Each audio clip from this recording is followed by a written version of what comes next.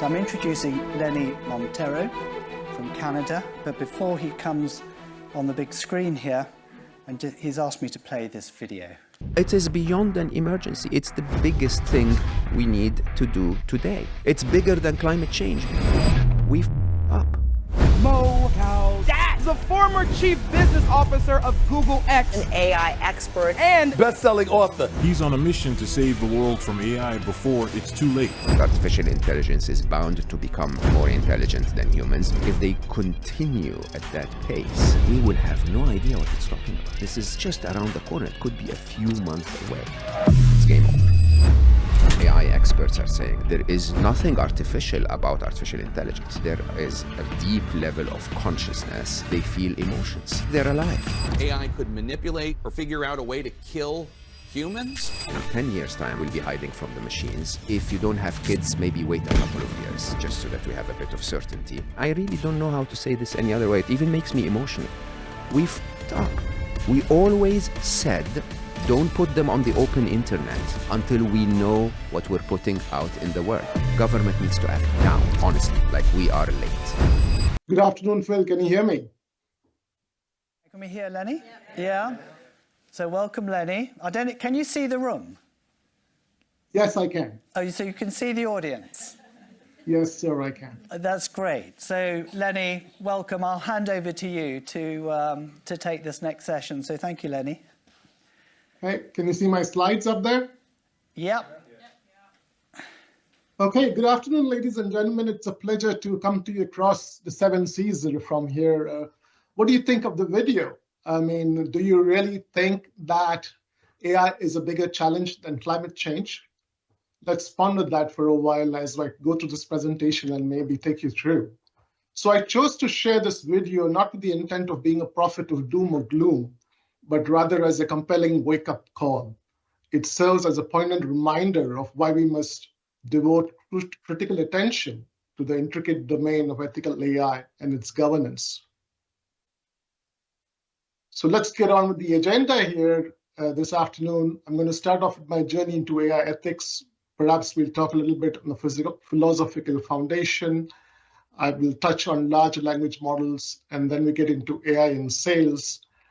And then we end with building an ethical AI model. But before we do that, I want to tell you a story of how I got into AI ethics and its governance. So it all began, of course, with an AI application. What you see in the screen is an AI application called Sales Choice. And what I have Dr. Cindy Gordon here. The name is mentioned. Dr. Cindy Gordon happens to be the CEO of Sales Choice in Canada. And she brought Sales Choice to us. We looked at Salesforce, we looked at Sales Choice, we looked at another vendor, and we onboarded this at my previous job.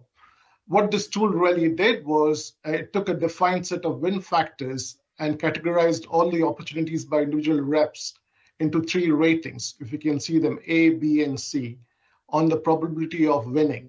So all the opportunities were ranked A were liable to win much faster than the Bs and the Cs. The reps would have some guidance. Instead of going willy-nilly and checking all the opportunities, they could start off with the As, finish all the As, and go into the Bs and the Cs. And I would be remiss if I did not give Dr. Cindy Gordon credit, because she's a global AI expert and she was my coach, guide, and mentor during my thesis on ethical AI that Phil referred to shortly. So the next thing that happened on the story was one of our senior sales leaders, and we'll name him John Smith for now, wasn't really convinced that Sales Choice was giving us the right output. He came to me and he said, Lennie, do you really think AI can do this? And this is, we're talking about 4 years ago. So I think AI was still coming into the market, but not in that big way. And he was like, what if the output is right? Are you telling me that I should guide my people and believe a piece of software? He was questioning, was this intelligence really ethical? He was skeptical all the way. The other thing that happened to me while I was doing funnily during the same period was I apologized to a chatbot. Yeah, that's correct. I apologized to a chatbot. It just happened so that, as most of you in the room here attend sales webinars, I did also attend a webinar, and then I received an email from a lady called Alexis Taylor. By the way, just a quick plug-in, all the images that you see here in my presentation throughout have been generated, AI generated with DALL-E 3, so you'll see them throughout my presentation. And this Alexis Taylor was also generated by DALL-E 3, so you can see what big models can do in AI. Coming back to my story, long story short, Alexis really pursued me for a period of 6 months. She wrote consistent emails, was on point. The grammar was like really to point as well. And after 6 months, I had some pity and I said, Alexis, thank you for your patience and resilience in pursuing me. I've been really busy, but I understand. I'll go ahead and have an appointment with you. And lo and behold, there was an email quickly which came in and said, oh, Lennie, love your response. I'll get you in touch with Tom, who's my manager. And so the next day I had a meeting with Tom, the manager. And the first thing I asked Tom was, Tom, who is Alexis? I am really perturbed. She was brilliant. She was amazing. And guess what Tom said? He said to me, Alexis is a chatbot, Lennie. Boy, was I really floored.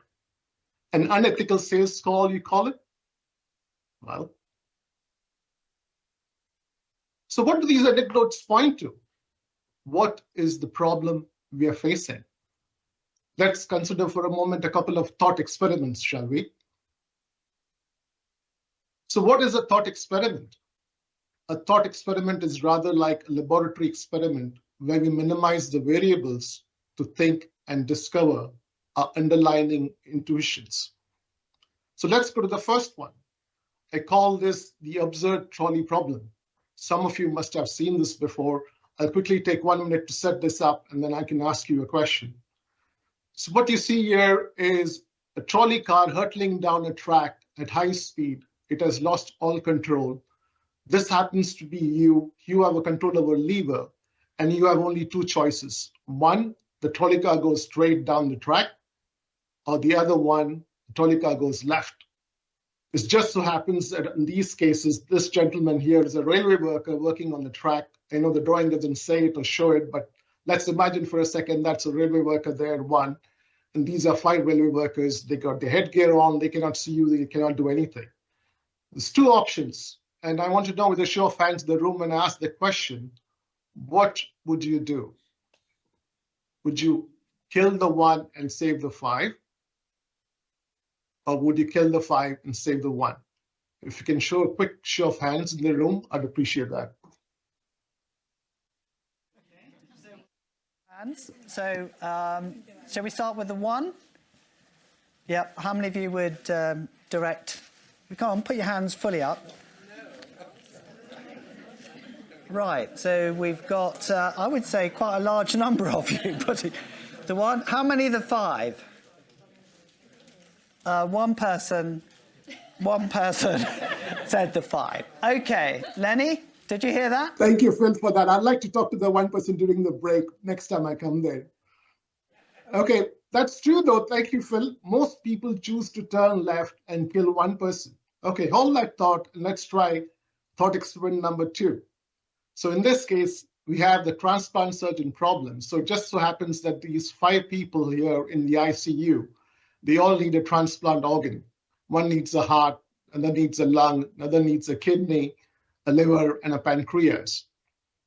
And it just so happens that in the outpatient department next door, the same transplant surgeon is seeing some patients, and he comes across this healthy person. He has a thought for a while. He's like, what if?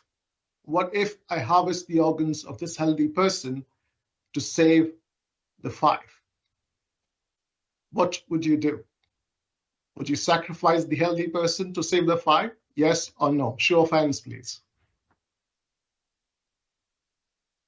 To save the 5. How many would put your hand up for that? No hands up, Lennie. No hands up. Thank you, Phil. Well, again, most people chose not to sacrifice the healthy person. So, what have we learned here? What's the moral dilemma? Most people find it difficult to explain why they chose one moral answer over the other. Isn't that fascinating?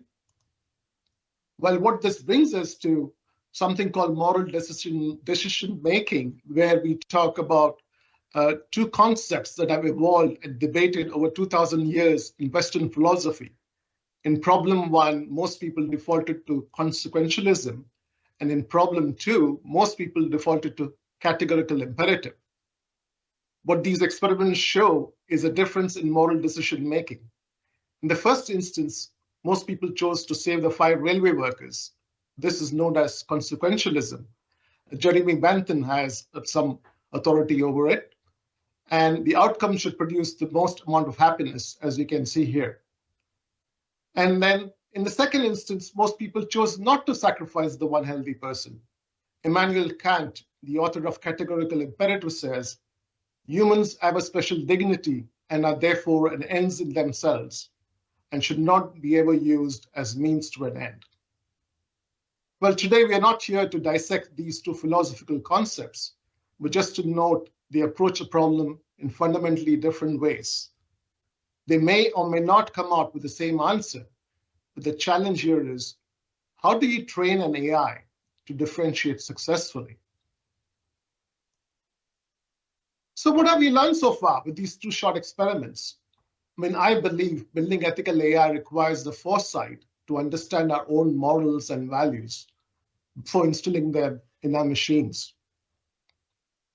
And so, if we can't decode or predict our own thinking, our own behavior, how can we effectively encode AI? I think now we get to the gist of the problem. Shall we take this a little bit further and explore a bit more? Here's an example. Can you tell which one is a sheepdog and which one is a mop? This is a picture from the internet. As you can see, real resemblance there. Just think for a moment. What if an autonomous driving car comes across a stationary sheepdog and mistakes it as a mop? So if we can't decode how we differentiate between a sheepdog and a mop, how can we effectively encode AI? Well, a segue here. Let's think about it instead of encoding AI. What if we get to learn AI to learn for itself? Enter the era of large language models. I think John spoke of it earlier. If you know, ChatGPT just came online just a year ago on November 30th, and he was right. It is the fastest deployment of AI among 100 million users in 2 months, and that is going to grow exponentially as we grow on the AI bandwagon. So the beautiful thing about large language models is they take data source from anywhere on the World Wide Web. They are massive in their information bank. And so I've got another exercise for you as we go around the room here quickly. Generative AI was asked to generate people as country stereotypes. So what I'm going to do in a minute is showcase a picture of a person that came from the internet. What you got to do in the room is just shout out which country that person represents. You guys ready?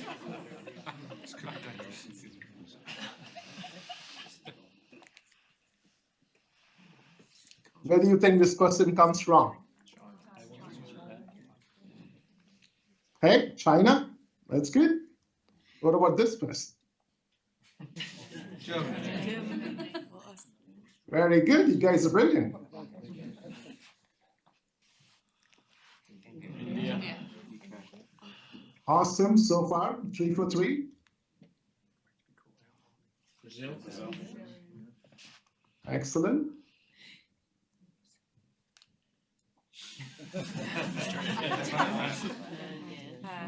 Japan.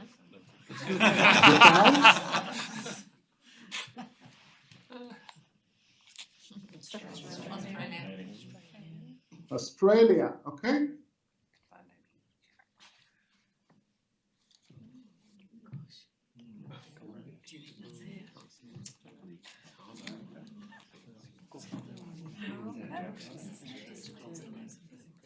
Any guesses? Any guesses? Switzerland. Switzerland from someone? Morocco. Mexico. Well, the next one is going to be really hard. So, I mean, get on your thinking gears on.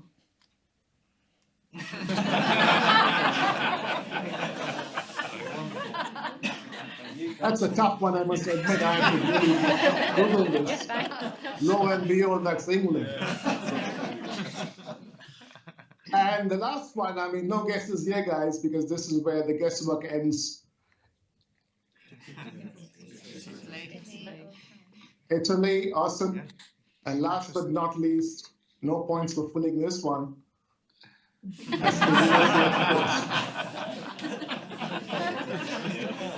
So I know you guys are having a good laugh there, but this is real. This is what is out from the internet today that we see. So the question here is, could AI become prejudiced by the millions of data points we have inadvertently created over the decades?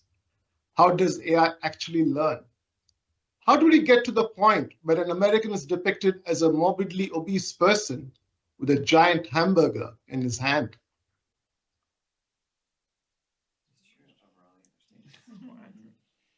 Okay, let's dig a bit deeper. So we take the same large language model, but in this case, now instead of the World Wide Web, we try and constrain the data to within an organization, or maybe even narrower to a sales function. Just like Ofo pointed out, all those sales vendors, they're all based on AI, a bunch of them.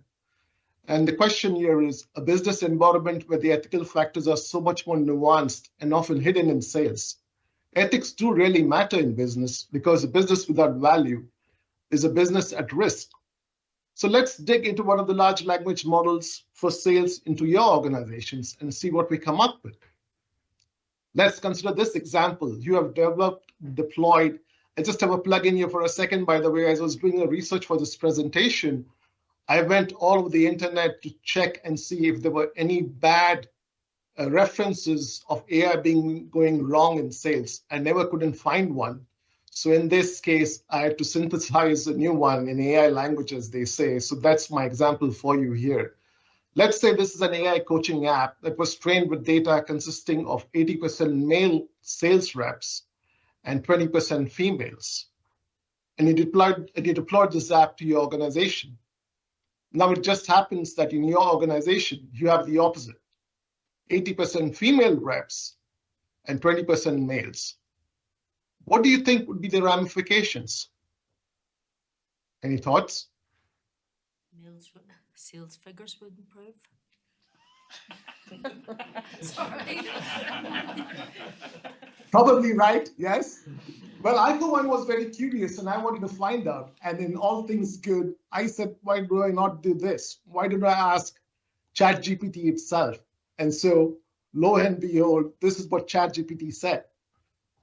A female-dominated sales force might approach sales differently than a male-dominated one, bringing unique communication styles, relationship-building techniques, and problem-solving approaches. Of course, we all know that the male and the female brain is wired differently. Therefore, it is more crucial for sales leaders to focus on creating an inclusive and supportive environment by onboarding an AI that is always balanced and ethical. Okay, we take this a little bit further. We talk about biases. I think Kathy started off a talk with biases. I mean, I did not know she was going to talk about that, but that's a nice plug-in for me because when I did research and I found out there's more than 200 biases that affect human decision-making today that have been found and coded by science.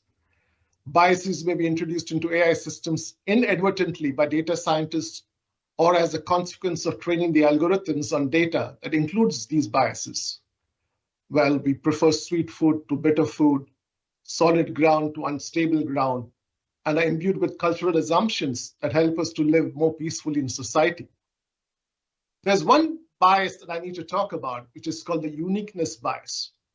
Well, let's say it is unique because most of us believe that each person on this planet is unique in themselves as they are at the center of their own existence. So we bring it further to all the vendors that we talked about in AI and sales. AI in sales can be used to a great advantage in almost all aspects of selling throughout the entire customer life cycle and optimization process. AI's function is to assist sales staff in matching the right solution with the right clients the first time around. resulting in net new revenue. We just saw an example of gender effect selling. With AI being so pervasive in every single area of selling, does it not warrant a deeper look into the fundamental building blocks of these AI models so that to ensure that they're providing us the optimum output at all times? So why is ethical AI governance important in sales? That's the question you ask. Well, these are the points that come up. It matters because it helps to maintain customer trust. It matters because you can handle compliance and legal risks. It can help you in bias mitigation, enhance your brand reputation, boost employee morale, give you a competitive advantage, risk mitigation, of course, and last but not least, keeping in the theme of this afternoon, is going to get you future ready. So we just talked a little bit about sales in AI. Let's talk a little bit about human versus AI learning. This is the graph. We talk about elementary school. We all go to school here. We learn basic maths. We go into college, geometry, trigonometry. Maybe some of us do advanced calculus with a master's or a PhD. And then we join the workforce, and then all that we use is Excel. But even that is out today with the Chat GPT. Everybody uses that. I use Chat GPT literally every day. But inference I want to make here is, knowing what we know now, humans take 20 to 24 years of their life to develop the knowledge to enable them to think critically. AI can obtain that knowledge almost instantaneously, and we are asking it now to do all the critical thinking. Therefore, it is even more crucial today to get the fundamentals right and have checks and balances in place to get the right output. So what is the solution? What can we do to mitigate risk? I think the solution here is to build an ethical AI governance framework. How can we encode into an algorithm a model framework to work from? I have 3 recommendations to look at. The first one is have a governance framework, follow a governance framework. This is one that I built. It's based on the FAIR acronym. The F stands for fairness, A stands for accountability, I for innovation, and R for reliability. What you see on the outside of the periphery of the decagon here are the ethical principles. So you could have human control, explainability, privacy and security, sustainability, so on and so forth. What you see in the panels is a step-by-step approach in building your own AI governance policy. For example, you would establish a working group, you would educate the board, and so on and so forth. The second recommendation that I have is every company needs to have a chief AI officer. Kathy talked about a chief anticipation officer. Maybe I should add to that list. Well, an AI officer is not someone who's building a large language model for you or writing code for you. It's an individual who understands what's going on in the terrain, understanding what's out there, what the modalities are, and what you can and should be doing that is critical. He, she is scanning the horizon, understanding it, and advising all members in all functions. Very soon, all of us will have our own AI co-pilot because we are so limited as carbon life forms, and all the repetitive tasks AI is much better at. And the third recommendation that I have this afternoon is to build an AI-first company. And how do you build an AI-first company? First of all, you need to understand there are 2 different types of AI. There is transparent AI and there's black box AI. Transparent AI is understandable, explainable, and provides clear oversight, whereas black box AI is very complex and intricate. There's lack of explainability and limited oversight. So what we need to build is human-centric AI, and everybody in the organization, down from the front line, right up to the CEO and everybody in between, have to have knowledge and understanding of what AI is, how it is built, what are the ethics, and how to use it on an everyday basis. Well, let's talk about the summary today. What have we learned so far? AI is an enormously powerful tool which can produce good or bad outcomes. What we've learned here today are some of the challenges associated with the development of AI within an organization. We've seen the possible outcomes of using different moral paradigms. We've explored examples of biases associated with gender, animals, and country stereotypes.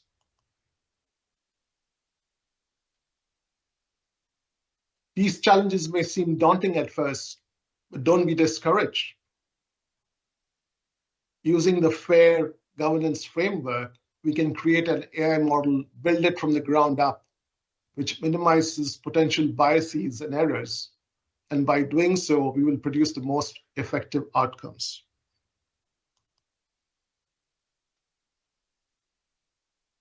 So in the immortal words of Spider-Man, with great power comes great responsibility. I think, therefore, it's incumbent on both of us, you and me, to build AI models that reduce harm and risk, whilst making sure they are as productive as possible and bring the most benefits. Thank you. Thank you.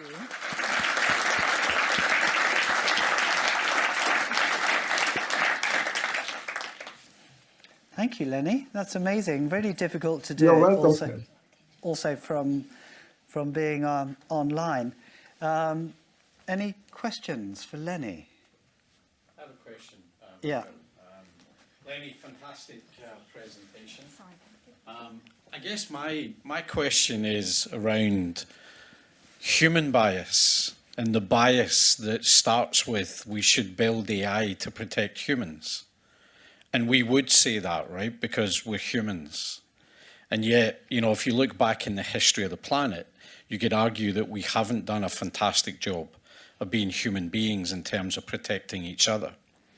So I wonder about, you know, humans building a bias into something designed to protect humanity because we believe there's nothing better than humanity in the first place, and, you know, what that means. And I also wonder if we had a parallel strategy where you allowed this to play out, you know, who's to say that AI wouldn't come up with a better answer for humanity?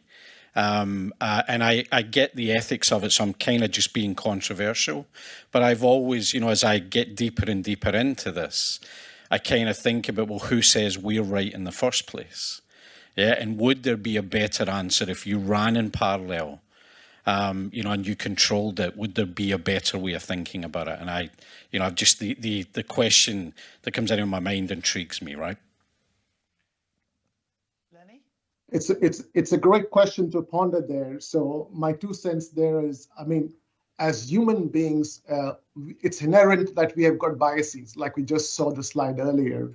I mean, if you see if I can quickly go back to that slide on biases.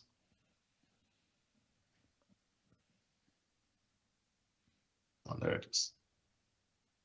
I say very clearly on this idea, there is nothing that is not a bias. I think it's inherent in our DNA, and therefore, even as we go into code, a piece of code, we will inadvertently, and that's the word I think I use, it'll creep into our systems in some sense or the other. And as consciously not knowing any different of what human is, perhaps there might come a day in the future when we have intelligence, because now we are at the level of large language models. The next step is artificial general intelligence, which is AGI. And the next one is artificial superintelligence, which is ASI. And they call it the singularity, where AI would be all be knowing kind of stuff. Maybe at that sense, maybe there's a different approach. At this point, that's my answer. Thank you. Great question. Anyone else have a question for Lennie? No? Okay. Lennie, that was fantastic. Thank you so much for sharing.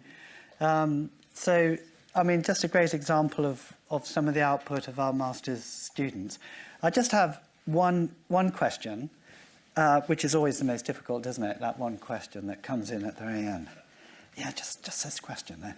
No, just for us in the room, how many of us in sales have received an RFP that has asked you the question, what is your AI governance model?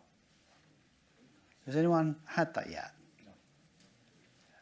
Do you think it's going to come? Sure. Yeah. So if it's going to come, we need to be ready, yeah, for it.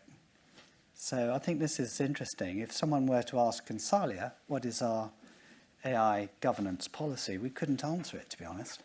Not at the moment, except Lennie's very kindly said he's going to help us create one. Pro bono as well, which is quite nice. He's not offering that for anyone else, by the way. Thank you, Phil. Just that you made that clear. I appreciate that. So that's an official, please help. Sorry, if you could introduce yourself and then it should be on. Lennie, this is Andrew Stewart here. It was a great presentation, by the way. Maybe you can, do you offer services to companies to help them with their AI governance models? Or can you do that or recommend? Or maybe you can give your details at some point. Oh, certainly. I think Phil has my credentials. I can just put my slide up here, Andrew. I could always be available on the contact here. You have my LinkedIn QR code. Feel free to drop me a line, and of course, we can talk.